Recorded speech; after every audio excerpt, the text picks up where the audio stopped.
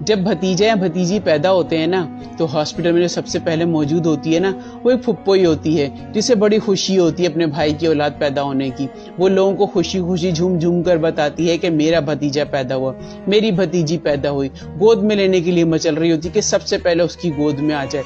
ये होती है फुप्पो की मोहब्बत। ये जो तुम कहते हो ना कि हमारी फुप्पो ने हमारे बाप की जायदाद हड़प ली, पैसा हड़प लिया, दौलत हड़प ली, हिस्सा हड़प लिया, तो याद रखो वो उन बहन भाइयों का मामला है, तुम्हारे बाप की दौलत थी। अगर तुम्हारे बाप ने तुम्हें किसी काबिल बनाया है ना पढ़ा लिखा कर, अपनी पूरी जिंदगी तुम पे लुटा कर, तो अपने बाप की जायदाद पे नजर रखने से बेहतर है अपनी फुप्पो के लिए नफरत भरने से बेहतर है अपने दिल में अपने आप को किसी काबिल बनाओ, अपने बाप को वो दौलत और वो पैसा कमा कर दिखाओ। और जिस फुप्पो को तुम बुरा भला बोलते हो ना, उसको दिखा दो कि तुम भी उसी की भाई की औलाद हो। अगर उसने पैसा छीन लिया तो तुम भी किसी काबिल हो, तुमने कमा कर अपने बाप को वापस दे दिया। तुम्हारे बाप ने तुम्हें इस काबिल इसलिए नहीं बनाया कि तुम अदब ही भूल जाओ, तुम रिश्तों के तकद्दुस पामाल करने लगो। अपने बाप की इज्जत का भरम रखना ये तुम्हारा फर्ज बनता है। अल्लाह ताला कुछ लोगों को मूसा की तरह लाडला रखता है, उन्हें तकलीफ पहुंचाता है, उन्हें आजमाता है, उन्हें इंतजार करवाता है और फिर समुंदर के दरमियान से उनके लिए रास्ता निकालता है, उन्हें फिरौन जैसों से महफूज रखता है और पाकीज़ा हमसफर अता करता है। किसने कह दिया कि लाडलों को तकलीफ नहीं मिलती? उन्हें तो फिरौन जैसों से लड़ना पड़ता है। तकलीफें सबको मिलती हैं, मगर उनके हिस्सों में सबसे ज्यादा आती हैं जिन्हें वो महबूब रखता है। इसने कह दिया कि औरत की आवाज का भी पर्दा है।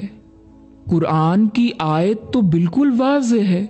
अल्लाह ताला कुरान में सूरा अहज़ाब की आयत नंबर 32 में फरमाता है, फला तख्दअना बिलकौली फयतमअल्लज़ी फ़ी क़ल्बिही मरदुन व क़ुल्ना क़ौलन मारूफ़ा, कि नरम लहजे में बात ना करो ताकि वो शख्स जिसके दिल में किसी तरह का मर्ज है वो किसी लालच में पड़ जाए, बल्कि सीधी बात किया करो।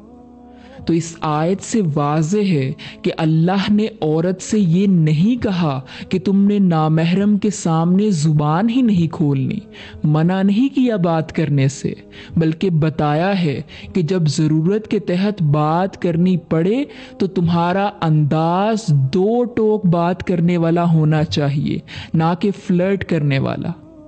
तो अभी भी जो लोग समझते हैं कि औरत नामहरम के साथ ज़रूरत के तहत भी बात नहीं कर सकती, तो फिर आप ऐसा करें कि तमाम औरतों को प्लैनेट अर्थ से उठाकर मार्स पर शिफ्ट कर दें, क्योंकि औरत और मर्द दोनों माशरे का हिस्सा हैं। इस माशरे में रहते हुए दोनों का इंटरेक्शन भी होगा और ज़रूरत के तहत बात भी करना पड़ेगी। यही वजह है कि अल्लाह ने कुरान में बात करने का तरीका और अंदाज वाज़ेह किया है। अपनी जुबान की तेजी उस माँ पे मत चलाओ जिसने तुम्हें बोलना सिखाया है। नबी पाक सल्लल्लाहु अलैहि वसल्लम ने फरमाया, अपनी माँ का हक अदा करते रहो। कसम है अल्लाह की, अगर तुम अपना गोश्त काट के भी दे डालो तो भी उसका चौथाई हक अदा नहीं कर सकते। और मेरा अल्लाह कहता है कि तुम सिर्फ सब्र करो, मैं तुम्हें वो अता करूंगा कि जिसके लिए तुम आजमाए जा रहे हो।